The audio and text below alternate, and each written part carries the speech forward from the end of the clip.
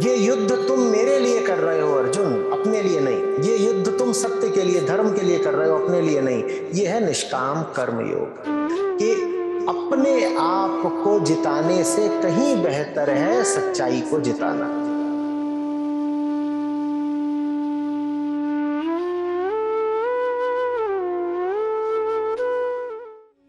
मुझे ईश्वर में विश्वास करना कठिन लगता है।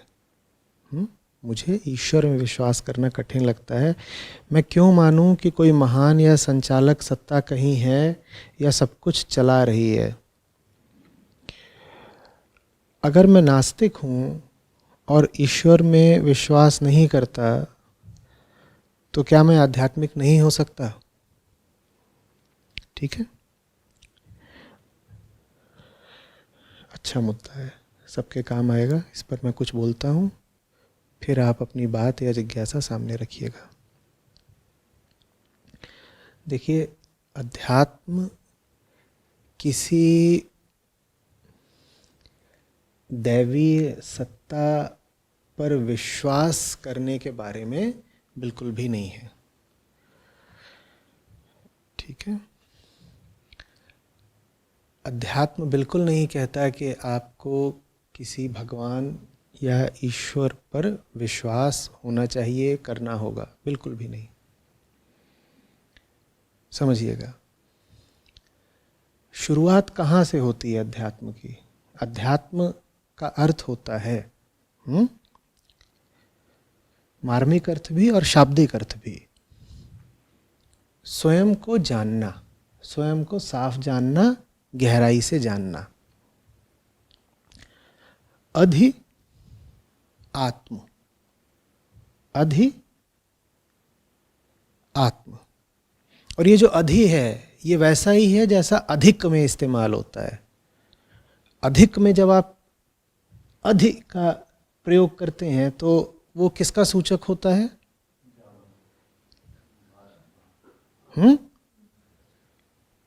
बाहुल्य का,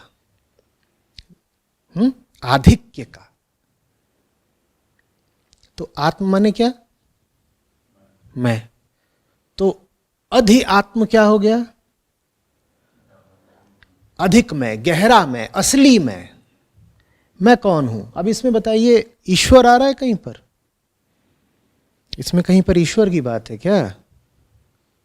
ये तो कहा जा रहा है कि मैं तो पूरी दुनिया करती रहती है। यहां कोई ऐसा बैठा है जिसने दिन में आज ही 50 बार मैं ना बोला हो? है कोई ऐसा? मैं सब करते रहते हैं, पर दुनिया को जानना तो दूर की बात है, हमें यही नहीं पता होता कि ये मैं कौन है जिसकी बात करी जा रही है, कौन है जो उस मैं की बात कर रहा है। तो इसलिए है अध्यात्म। ठीक है, ये अध्यात्म। अब ये कौन है जो मैं की बात करता रहता है? मैं का विचार ही किसको उठता है? जिसको मैं का विचार उठता है उसको कहते हैं चैतन्य मन। उसी चैतन्य मन को कभी चेतना भी कह देते हैं, कभी सिर्फ मन भी कह देते हैं। ठीक है, कभी उसे चेतना माने कॉन्शियसनेस भी कह देते हैं और कभी उसको सिर्फ मन या माइंड भी कह देते हैं। वो अलग अलग संदर्भों में प्रयोग का भेद है। किसी संदर्भ में कॉन्शियसनेस या चेतना कहना ज़्यादा उपयुक्त होता है और किसी दूसरे संदर्भ में मन या माइंड कहना ज़्यादा उपयुक्त होता है। लेकिन एक बात पक्की है कि मैं और मन चलते साथ साथ ही हैं। ठीक है, अब मैं के बारे में जानना क्यों है? जानना इसलिए है क्योंकि मैं ही है जो तड़पता है, परेशान रहता है, जिसको तमाम तरह की समस्याएं हैं, है ना? मैं ही तो परेशान होता है ना। कुछ और परेशान हो तो क्या वो बात आपके लिए समस्या बनेगी? कहिए, उस दीवार पर वहां पर पेंट थोड़ा सा झड़ रहा है, ये बात आपके लिए बहुत बड़ी समस्या हो सकती है क्या? हो सकती है अगर उस दीवार का मैं से नाता हो, नहीं तो कोई बड़ी समस्या नहीं है। आपकी आज तक जितनी भी समस्याएं हैं वो वास्तव में किसके लिए हैं? वो दीवार भी समस्या हो सकती है अगर वो दीवार आप कहें कि मेरी दीवाल है, ठीक, उस दीवाल के साथ कुछ भी हो रहा हो समस्या बन सकता है अगर उसके साथ मैं जुड़ गया तो समस्या नहीं होती, मैं के लिए समस्या होती है। तो देखने वालों ने ये देखा, उन्हें ताज्जुब हुआ, बोले अचंभे की बात है, समस्या बदलती रहती है, जिसको समस्या हो रही है वो निरंतर है। किसको है समस्या? मैं को। तो उनको थोड़ा सा फिर संदेह हुआ, वो बोले फिर समस्या समस्या है या मैं समस्या है? क्योंकि जो चीज आज समस्या थी वो कल नहीं रहती, और जो चीज आज बहुत प्यारी है वो कल समस्या बन सकती है। तो ये समस्याएं तो आती जाती रहती हैं, लेकिन जिसको समस्या है वो अपनी जगह बैठा हुआ है, उसकी करतूतें नहीं खत्म हो रही। वही है जो दुखी है, वही है जो दुखी करे जा रहा है। तो उनको कुछ कौंधा, उन्होंने कहा फिर असली समस्या कहीं बाहर नहीं है, असली समस्या भीतर ही है। जो समस्या ग्रस्त है वही असली समस्या है। जिसको समस्या है, जिसको समस्या है कहिए, वो ही समस्या है। सबसे बड़ी नहीं, एकमात्र। जिसको समस्या है वो ही समस्या है। The problemed is the problem, the diseased, ठीक है ना, रोगी ही रोग है। ओ तो कहा फिर तो सब उल्टा पुल्टा हो गया। जैसे ये बात समझ में आती है किसी की भी जिंदगी में, सब उलट पुलट हो जाता है, उसकी पूरी नजर बदल जाती है, दृष्टि अंतर्गामी हो जाती है। आ रही बात? और ये मन और मैं साथ साथ चलते हैं। ये भी देख लिया कि मैं के साथ कुछ भी जोड़ लो वो उसे धीरे धीरे समस्या बना ही देगा, क्योंकि मैं या मन तो है ही समस्या का दूसरा नाम। फर्क नहीं पड़ता इनके साथ क्या जोड़ा, जो कुछ भी जोड़ा वही समस्या बन जानी है। तुम ऊंची से ऊंची चीज, शुद्ध से शुद्ध चीज मन के साथ जोड़ लो, मैं से उसका नाता कर लो, वो चीज भी समस्या बन जाएगी। कुछ ऐसा हो नहीं सकता जो आज आपको बहुत शुभ लगे, बहुत प्रीतिकर लगे, बहुत आकर्षक लगे, और जीवन के किसी न किसी मुकाम पर आपके लिए वो अरुचिकर समस्या न बन जाए।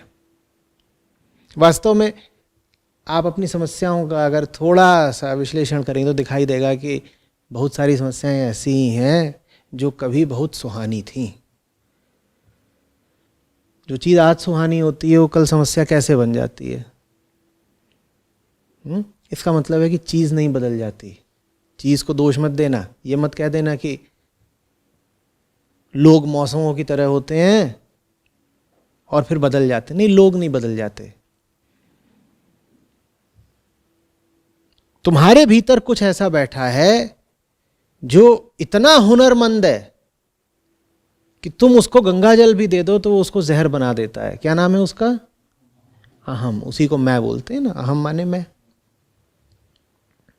हमारे भीतर कुछ ऐसा बैठा है जिसके साथ कुछ भी जोड़ दो वो उसको खराब ही कर देता है? जैसे आपके हाथ में ही गंदगी लगी हो, इसमें कुछ भी डाल दिया है तो क्या हो जाएगा वो?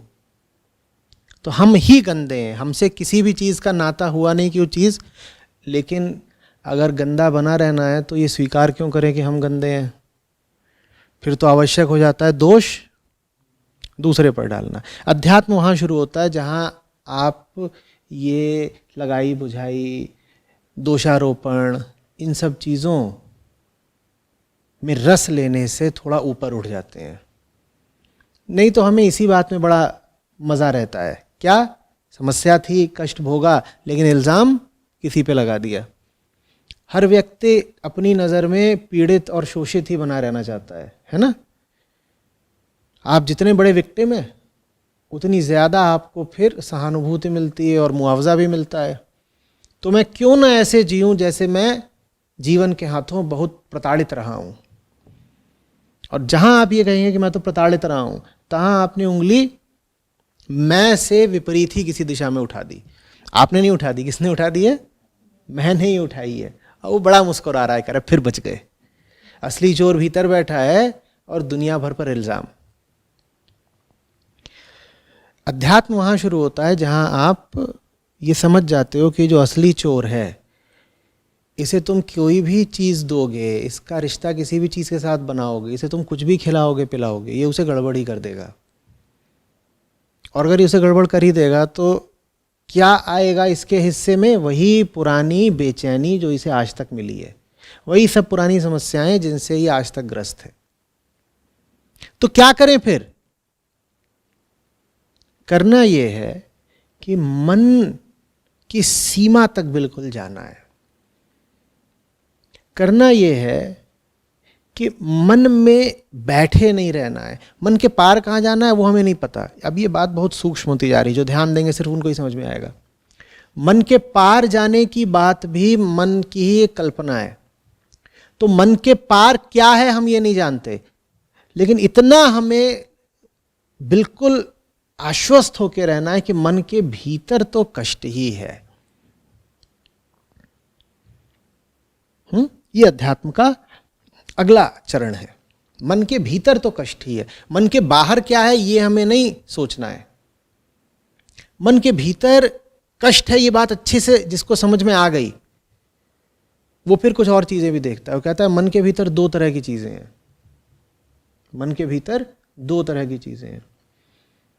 एक वो जिनको आप सीधे सीधे कह सकते हो मटेरियल या भौतिक, ठीक है? जैसे कलम, ये मन में है ना कि नहीं है? मेरी कलम मन में है कि नहीं है? पहले ये। दूसरी वो जिनको आप भौतिक रूप से कहीं नहीं देख सकते, पर वो विचार की तरह, भावना की तरह मौजूद रहते हैं। क्रोध हाथ में लिया जा सकता है? मोह हाथ में लिए जा सकते हैं क्या? निराशा का कोई रंग होता है? नहीं होता ना। पर ये सब मन में होते हैं कि नहीं होते? दिक्कत तब होती है जब हम सोचते हैं कि भौतिक या मानसिक सिर्फ वो चीजें हैं जो हमें दिखाई देती हैं, हाथ में पकड़ के आती हैं, ठीक है? नहीं, ऐसा नहीं है।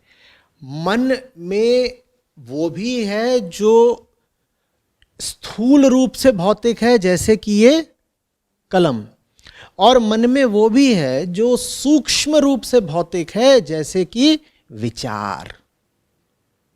दोनों क्या है? दोनों मानसिक है। पर अपनी सुविधा के लिए हम एक को कह देते हैं मटेरियल और एक को कह देते हैं मेंटल। एक को क्या कह दिया? मटेरियल, और दूसरे को कह दिया मेंटल। हैं दोनों ही मटेरियल, या ये कह दो कि हैं दोनों ही मेंटल। बस अगर दोनों को मटेरियल बोलोगे तो एक को कहना होगा ग्रॉसली मटेरियल और दूसरे को कहना होगा सटली मटेरियल। और अगर दोनों को मेंटल बोलोगे तो एक को कहना होगा ग्रॉसली मेंटल और दूसरे को कहना होगा सटली मेंटल। बात समझ में आ रही है अच्छे से? अब हम क्या करते हैं, हम सोचते हैं कि अच्छा साहब मटेरियल से आगे जाना है, क्योंकि ऋषियों ने, संतों ने, समझने वालों ने बता दिया कि जो कोई भौतिक जगत में अटक गया उसको कष्ट मिलता है। और ऐसा आपका अनुभव भी रहा है कि हाँ भाई ये बात तो सही है कि जो मटेरियल के साथ बहुत तादाद में कर लेता है या आसक्ति कर लेता है उसको फिर कष्ट मिलता है। तो हम क्या करते हैं कि हम वस्तुओं से आगे बढ़ के विचारों में फंस जाते हैं और हम सोचते हैं कि देखो हम वस्तुओं से आगे निकल गए। नहीं, वस्तुओं से आगे नहीं निकलना है, मन मात्र से आगे निकलना है। और मन मात्र में दोनों हैं। क्या है? स्थूल ग्रॉस तल पर क्या है? मन में वस्तुएं हैं। और सूक्ष्म सटल तल पर क्या है? मन में विचार है। विचार भी मानसिक ही हैं। विचार में अगर आप फंस गए तो आप मन से आगे नहीं निकल गए। अगर आप किसी विचार में हैं तो इसका मतलब ये नहीं कि आप मन से आगे निकल गए। इसीलिए फिर उपनिषद बहुत जोर दे दे के बहुत बार बार आपको बोलते हैं कि जो सत्य है, सच्चाई है, वो मनातीत है, मन के आगे है, वो कल्पनातीत है, वो कल्पना के आगे है, वो अचिंत्य है, उसके बारे में सोचा नहीं जा सकता, वो अकथ्य है, अकल्प्य है, उसके बारे में कहा नहीं जा सकता, उसकी कोई कहानी नहीं हो सकती, उसका कोई रूप नहीं हो सकता, उसका कोई नाम नहीं हो सकता। इसीलिए क्योंकि हम जब मटेरियल से उठते हैं तो मेंटल में फंस जाते हैं। नहीं समझ रहे हैं आप लोग? और हम सोचते हैं कि मेंटल में आ गए हैं तो हमने जगत के पार का कुछ पा लिया है। क्योंकि भाई आप अपने दिमाग में किसी ऐसी चीज की कल्पना कर सकते हैं, आप ऐसे किसी हाथी की कल्पना कर सकते हैं जो उड़ता है। वो एक विचार है, उड़ता हुआ हाथी। अब उड़ता हुआ हाथी जमीन पर तो होता नहीं, तो उड़ते हुए हाथी का विचार करके आप अपने आप को ये दिलासा दे सकते हैं कि अब आप जगत से आगे निकल गए, आप किसी और लोक में निकल गए। क्योंकि इस लोक में उड़ते हुए हाथी तो पाए नहीं जाते ना। और फिर आप बहुत खुश हो सकते हैं, आप कह सकते हैं मैं आध्यात्मिक हो गया, क्योंकि अब मैं इस लोक से संबंध नहीं रखता। इस लोक में तो चलने वाले हाथी होते हैं और मेरी कल्पना में क्या है? उड़ने वाले हाथी। तो अब मैं आध्यात्मिक हो गया। नहीं, आप आध्यात्मिक नहीं हो गए, आप अभी भी विचारों में ही तो घूम रहे हैं ना। और जो भी चीज आपके विचार में आ सकती है वो है मानसिक ही। आप कहाँ फंसे हुए हैं? जो भी चीज आपके विचार में आ सकती है, जिस भी चीज का आप बृहद वर्णन कर सकते हैं, जिस भी चीज की आप कहानियां सुना सकते हैं, जिस भी चीज की आप कल्पना कर सकते हैं, उसको रूप दे सकते हैं, वो सब आपके मन के भीतर का ही है। और भूलना नहीं है कि मन के भीतर का जो कुछ भी है वही तो हमारे कष्ट का कारण है। समझ में आ रही है बात? गड़बड़ समझिएगा अच्छे से कहाँ होती है। मटीरियल है, मेंटल है, और बस ऐसे ही काम चलाऊ तरीके से अपनी सुविधा के लिए मैं कह देता हूं मिस्टिकल है। चलिए बढ़िया है, 3 M बन गए। सबसे नीचे क्या? मटीरियल। उससे ऊपर क्या? और उसके ऊपर क्या? हम मेंटल को ही मिस्टिकल समझ लेते हैं, ये गड़बड़ हो रही है। हम मेंटल को ही मिस्टिकल समझ लेते हैं। तो घूम अभी अपने मन के भीतर ही रहे हैं, लेकिन दावा यह है कि साहब हम तो मिस्टिकल हो गए, क्योंकि हम उड़ने वाले हाथी की बात करते हैं ना। हम उड़ने वाले हाथी की बात करते हैं। अब समझ में आ रहा है कि धर्म में इस तरह की कहानियां खूब क्यों हैं। ऊंट जो सागर में तैर रहा है, हाथी जो हवा में उड़ रहा है, जादुई कालीन, और ये सब कहानियां धर्म में खूब हैं कि नहीं है? वो इसीलिए है। यही भूल हो गई है। मटीरियल को क्या मान लिया है? मेंटल को क्या मान लिया है? मिस्टिकल। अरे बाबा, अगर आप किसी कालीन की कल्पना कर सकते हो जो उड़ रहा है, तो वो सीधे सीधे भौतिक बात है। उसमें कौन सा अध्यात्म? अध्यात्म का तो मूल सिद्धांत है कि जो कुछ भी मन के भीतर है उस पर अटकना नहीं है, उसे बहुत आदर, सम्मान, महत्व, तवज्जो नहीं देना है। तो तुमने ये उड़ते हुए हाथी को इतना सम्मान क्यों दे दिया? उसे इतना महत्वपूर्ण क्यों बना दिया? समझ में आ रही है बात? अब आप समझिए कि ये जो ईश्वर, भगवान या जो गॉड की परिकल्पना है वो क्या चीज है? वो मेंटल ही तो है ना, मानसिक ही तो है ना, वैचारिक ही तो है, एक सोच ही तो है। इसीलिए अध्यात्म में किसी ईश्वर या भगवान का कोई स्थान नहीं होता, बिल्कुल भी नहीं, एकदम नहीं।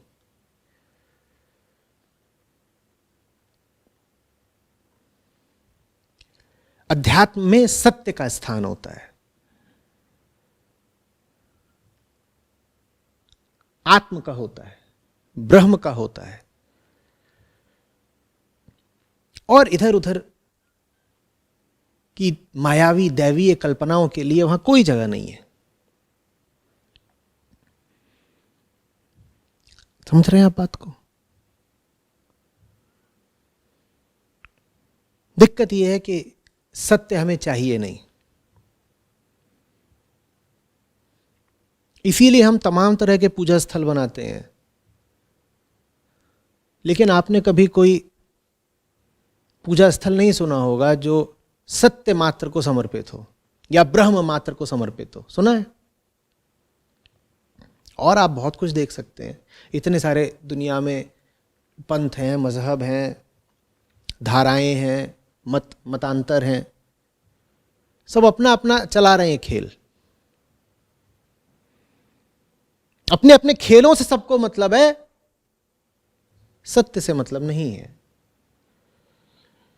क्यों? क्योंकि सारे खेल किसके भीतर हैं? मन के भीतर हैं। और अहम को तो बहुत अच्छा लगता है मन के भीतर ही घूमना। मन तो अहम का घर है। मन क्या है? अहम का घर। मन वो सुरक्षित घेरा है जिसके भीतर अहम प्रश्रय पाता है। मन की सीमा पर कटीली बाड़ लगी हुई है, और मन के भीतर कौन बैठा है? अहम। और उस कटीली बाड़ के भीतर और क्या है? वो सारी वस्तुएं, वो सब सामग्री जो अहम को सुरक्षित रखती हैं।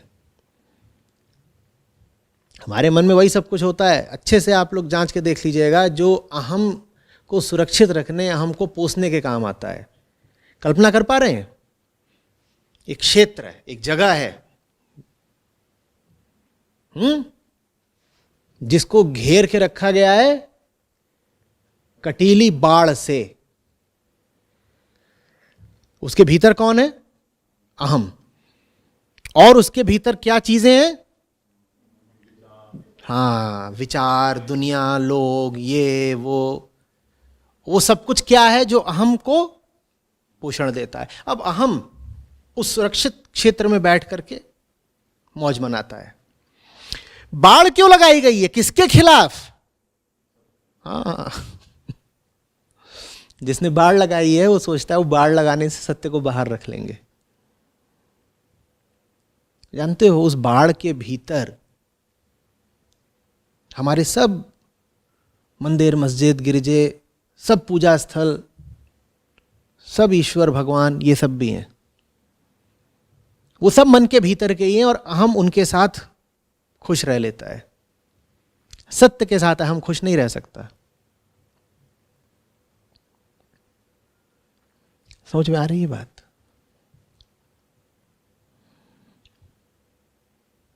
वास्तव में तो अध्यात्म धर्म का ही परिष्कृत रूप है, लेकिन एक अर्थ में दोनों में भेद भी बहुत है। भेद यह है कि बहुत सारे धार्मिक लोग किसी ईश्वरीय सत्ता में, किसी गॉड में विश्वास रखते हैं। अध्यात्म में किसी ईश्वरीय सत्ता की कोई जगह नहीं है। अध्यात्म किसी और की बात करता ही नहीं। अध्यात्म तो सिर्फ किसकी बात करता है? अपनी बात करता है भाई। अधिआत्म, मैं। ईश्वर भी तो दूसरा है ना। ईश्वर की भी बात करने वाला कौन है? मैं ही तो हूं। तो पहले मैं अपनी बात क्यों ना कर लूं? इससे पहले मैं बोलूं अरे ईश्वर मेरी मदद कर, बेहतर नहीं होगा मैं ये तो जान लूं कि ये है कौन जो मदद को पुकार रहा है? अध्यात्म ये कहता है। तो अध्यात्म का सरोकार सिर्फ और सिर्फ किससे है? मैं से है, अहम से है और मन से है। मन क्या? कभी मैं कहता हूं मन अहम की छाया है। आज मैंने कहा मन अहम के इर्द गिर्द एक सुरक्षित स्थान है। ठीक है ना? तो अध्यात्म का संबंध सिर्फ इनसे है, मैं, अहम, मन।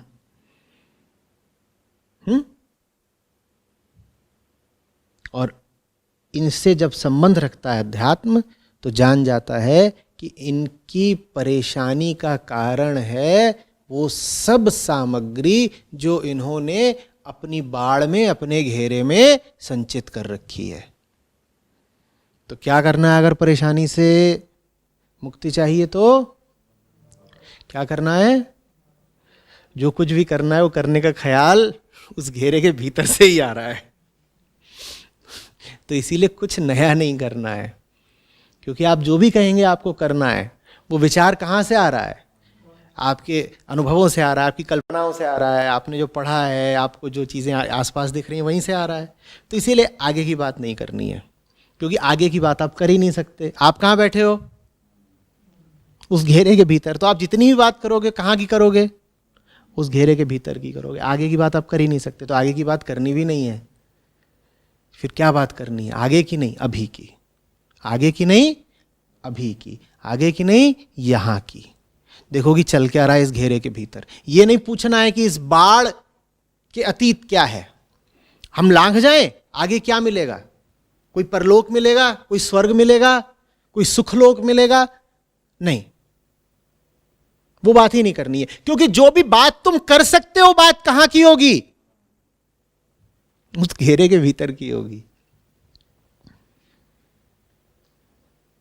जब नया नया ट्विटर अकाउंट बनाया था मैंने, होगी 8-10 साल पहले की बात, तो कुछ शुरुआती ट्वीट्स में से एक ये थी, what lies beyond mind, more mind. What lies beyond mind, more mind. मन के आगे क्या है? और ज्यादा मन। तो जितनी बार तुम कहते हो मन के आगे जाना है, तुम कुछ नहीं कर रहे, बस कल्पना के घोड़े दौड़ा रहे हो। अब कल्पना के घोड़े दौड़ा दौड़ा के तुम कर लो बहुत सारे ईश्वरों और भगवानों की रचना, उससे क्या होगा? वो सब होंगे तो उसी वृत्त के भीतर के ही ना। क्या मिल जाएगा तुमको? तुम्हारी ही कल्पना का निर्माण तुम्हारी क्या मदद कर पाएगा? हां, सच्चाई मदद कर सकती है, सत्य बिल्कुल अलग है। समझ में आ रही है बात? ये तो क्या अध्यात्म नास्तिकता का पक्षधर है? नहीं, बिल्कुल भी नहीं। क्योंकि नास्तिकता भी कहां की है? उसी, मैंने इतना बोल दिया कि हमारे सब भगवान देवी देवता अहम के सुरक्षित घेरे के भीतर के हैं। इस बात से नास्तिकों को प्रसन्न होने की कोई आवश्यकता नहीं है, क्योंकि नास्तिकों की नास्तिकता भी कहां है? उसी घेरे के भीतर है। वो भी क्या कर रही है? अहम को पोषण देने के ही तो काम आ रही है। नास्तिकों का अपना अहंकार होता है, हम साहब अथीस्ट हैं, हम किसी को नहीं मानते, हम तो अपने चलाए चलते हैं। तुम्हारे पास भी विचार ही तो है ना नास्तिकता। तुम किस चीज को बोल रहे हो? न अस्ति। तुम जिस चीज को बोल रहे हो न अस्ति, उसके बारे में जो कुछ भी तुम्हें पता है, तुम्हें कैसे पता है?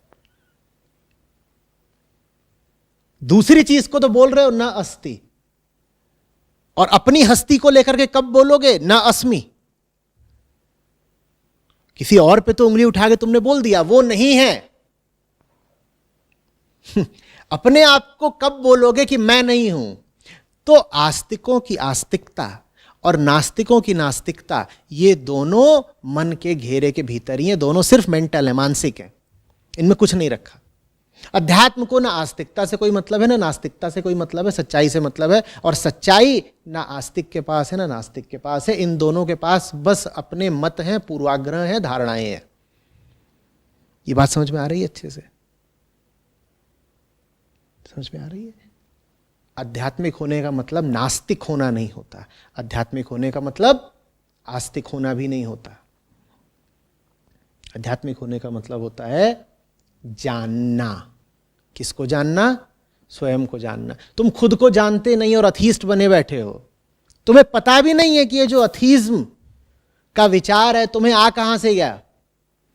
तुम्हें पता भी नहीं है कि तुम खुद कहां से आ गए। तो तुम क्या यूं ही बकवास कर रहे हो? सब बेकार। आप समझ रहे हैं? तो फिर आखिरी चीज पूछी, क्या मैं नास्तिक हूं, ईश्वर में विश्वास नहीं करता, तो आध्यात्मिक नहीं हो सकता? न तो ईश्वर में विश्वास करके आध्यात्मिक हो सकते हो और न ही ईश्वर में अविश्वास करके आध्यात्मिक हो सकते हो। अध्यात्म में विश्वास के लिए जगह नहीं है। अध्यात्म का मतलब है जबरदस्त, ठोस, पैनी जिज्ञासा, रिगरस एंड शार्प इंक्वायरी। ये मान लिया, वो मान लिया, इस चीज पे यकीन कर लिया, उस चीज पर विश्वास कर लिया। जी साहब, हमारा तो ऐसा मानना है कि 7वें आसमान पर वो फलानी परियां घूम रही हैं, या हिमालय के बगल में उधर और चोटियां हैं पीछे तिब्बत की तरफ, वहाँ आज भी कुछ विशेष साधुओं की आत्माएं घूम रही हैं। ये इस तरह की बातें जो करने वाले लोग, छोटे बच्चों की कहानियां लिखो, तुम्हारा बहुत अच्छा भविष्य है मनोरंजन के क्षेत्र में। खूब दिल बहलाओगे लोगों का इस तरह की बातें करके, फलानी चोटी पे ये मिल गया, फलाने समुद्र में फलानी दैवीय मछली है और उसके पेट में अमृत रहता है और जो उस अमृत को चख लेगा वो फिर 5000 साल जिएगा। ये सारी बातें कहाँ से आ रही हैं? ये मन के भीतर से आ रही हैं। भूल क्यों रहे हो कि ऐसी बातें कर करके तो तुमने अपने लिए इतनी समस्या, इतना कष्ट इकट्ठा कर लिया। मन से जो सामग्री आ रही हो अंतर मत करना। मानसिक माने मानसिक, ये मत कह देना कि अरे साहब सत्य भी तो मन में ही रहता है ना। सत्य मन में नहीं रहता, सत्य मन का आधार है और सत्य मन से अतीत है। मन के भीतर नहीं है, मन की सामग्री में नहीं निहित है। मन की सामग्री तो विचार कहलाती है, मन की सामग्री तो पूरे तरीके से कंडीशन, संस्कारित होती है। आप समझ रहे हैं? तो ऐसा नहीं है कि मन का सच्चाई से कोई संबंध है नहीं, बिल्कुल है, पर वो संबंध बहुत अनूठा है। मन की सामग्री में सच्चाई नहीं है, मन के विलोप में सच्चाई है। यह संबंध है मन का और सच्चाई का। संबंध क्या है? क्या मन के भीतर कहीं सच्चाई है जहां तुमको ऐसे जाकर के उसे खोज निकालना है? कि अपने भीतर बैठो वहां तुम्हें हीरे मोती मिलेंगे, तो तुमने अपने ही मन में विचार करना शुरू कर दिया और कुछ हीरे मोती मिल गए सत्य के, ऐसा होगा? नहीं, कुछ नहीं। या तो मन को शून्य कर दो, मन का विलोप हो जाए, या मन में विस्फोट हो जाए कि मन अनंत तक पहुंच गया। अनंत तक पहुंच के मन बना नहीं रह गया। अनंत तक पहुंचना माने मन का अंत हो जाना। मन नहीं अनंत हो जाएगा, मन का तो अंत ही हो जाएगा। तो बस ये संबंध हो सकता है मन का और सच्चाई का। जब तुम हो, जब मन है, तब सच नहीं है। जब तुम हो तब सच नहीं है। यही रिश्ता है हमारा और सच का। अध्यात्म जाता तो है अहंकार की खोज करने, पर जितना वो अहंकार की खोज करता है ना, उतना ही ज्यादा वो अहंकार को चोट करता है। ये बात समझिएगा। अहंकार चीज ऐसी है। आप कह रहे हम आध्यात्मिक हो गए, तो आध्यात्मिक हो गए तो क्या करना है जी? असली आत्म का पता करना है। अधिआत्म जो गहरा वाला मैं है, मेरे ख्याल क्या है, मेरे विचार भावनाएं, ये सब क्या है, ये सब क्या है, ये सब पता करना है। तो वो खोज भर नहीं है, वो चोट है। ये चीज ऐसी है अहंकार की, इसके बारे में अगर तुमने जान लिया तो उसको चोट लग जाती है। पता नहीं कैसी चीज है। कोई असली चीज होती तो उसके बारे में जब ज्ञान बढ़ता, उसके बारे में जब पता चलता, तो उस चीज को नुकसान थोड़ी हो जाता। ये चीज कैसी है कि जिसके बारे में जितना जानते जाते हो चीज उतनी मिटती जाती है। ये चीज कैसी होगी? मुझे उदाहरण दीजिए किसी ऐसी चीज का जिसके बारे में जितना जानते जाओगे उतनी मिटती जाएगी। अहंकार ऐसी ही चीज है। उदाहरण दीजिए। इसलिए तो अहंकार किस चीज से डरता है? खोजबीन से, जांच पड़ताल से, सच्ची जिज्ञासा से। झूठ मूठ और दंड फंद में उसको बड़ा सुख रहता है। इधर उधर की बातें कर लो, फलानी कहानी उड़ा दो, पचीसियां उड़ा दो, ये सब अपना चलता रहता है उसका। सच्ची खोजबीन से बहुत घबराता है। मैं उदाहरण मांग रहा हूं, ऐसी चीज का उदाहरण बताओ जिसके बारे में जितना जानोगे वो चीज उतनी मिटती जाएगी। क्या कहते हैं ऐसी चीज को? क्या कहते हैं? क्या कहते हैं? क्या कहते हैं?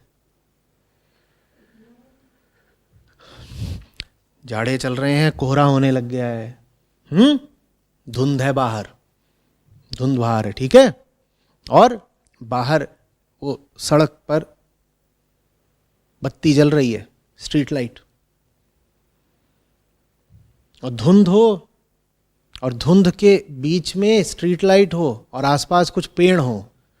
ये बड़ा जबरदस्त मेल होता है। तरह तरह की आकृतियां उभरने लग जाती हैं। धुंध क्या बन जाती है? धुंध पृष्ठभूमि बन जाती है, पर्दे जैसी बन जाती है। उस पर्दे पर बहुत कुछ तैरने लग जाता है। अब उस पर्दे पर तैर रहा भूत। क्या तैर रहा है? भूत। भूत है ना? अभी तो दिख रहा है ना? है कि नहीं है? दिख रहा है, साफ साफ दिख रहा है। वो देखो वहां पे कुछ अजीब सा है, और उसके आप साफ साफ देख सकते हैं, आंखें हैं, नाक है, वो आकृति बनी है, ऐसी गई है कि आपको स्पष्ट दिखाई दे रहा है। और जो धुंध है वो थोड़ा बहुत हिलती डुलती रहती है। उस गति में आपको ऐसा भी दिख रहा है कि भूत हाथ पांव चला रहा है, वो सब दिख रहा है, भूत के हाथ हैं, पांव हैं, और गति भी कर रहा है, सब दिख रहा है। फिर किसी वजह से आप थोड़ा बाहर निकलते हैं, जैसे जैसे आप कदम बढ़ाते जाते हैं, इस भूत के साथ क्या होता जाता है?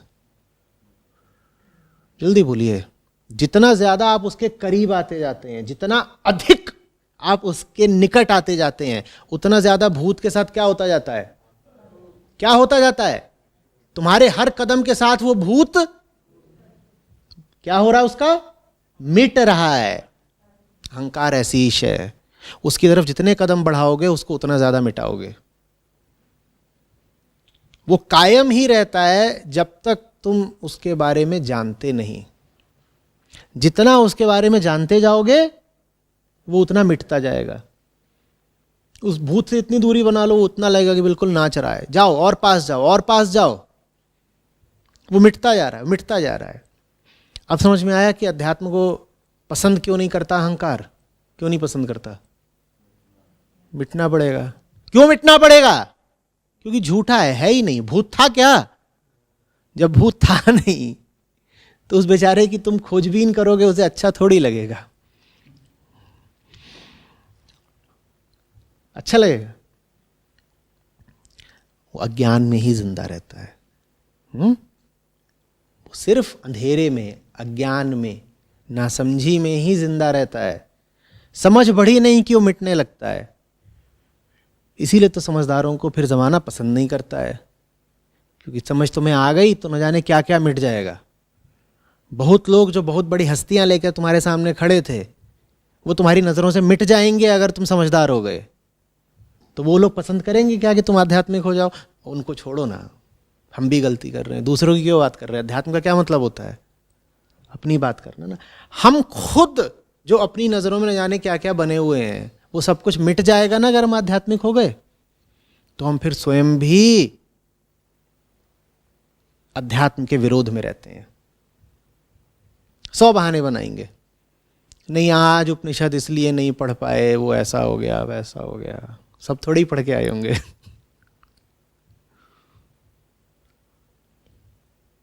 ये क्यों नहीं किया? बाकी सब काम जरूरी हैं, हो भी जाते हैं जिंदगी में। इस काम के खिलाफ हमारे पास बहुत कारण रहते हैं। उन सब कारणों में मूल कारण यही है, मिट जाने का भय। हम भूत हैं। भूत माने कौन? जो है ही नहीं, या जो सिर्फ समय में है, अतीत में है। अतीत को ही तो भूत कहते हैं। उसे मिट जाने का भय है। हमें भी मिट जाने का भय है। मिट तो जाओगे, पर वो तो बचा रहेगा ना जो मिट नहीं सकता। वो होके जीने में क्या आपत्ति है? या भूती होकर के जीना अच्छा लगता है? संसार आपको भूत बनाता है, अध्यात्म आपको अमर बना देता है जो मिट ही नहीं सकता।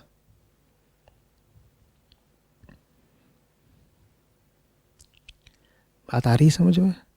तो ये आस्तिकता नास्तिकता एकदम 2 कौड़ी की बातें हैं। इनका अध्यात्म से कोई संबंध नहीं। ये जो दक्षिण पंथ वाम पंथ चलता है ना, राइट और लेफ्ट, लिबरल्स वर्सेस कंजर्वेटिव्स, ये सब बहुत छोटे तल की, बहुत टुच्ची बहसें हैं। ये नासमझों के लिए हैं। न सीधे हाथ वालों को कुछ पता है, न उल्टे हाथ वालों को कुछ पता है। दोनों बस अपने अपने धारणाओं में, कल्पनाओं में जी रहे हैं। आध्यात्मिक दोनों में से कोई भी नहीं है, सच्चा दोनों में से कोई भी नहीं है।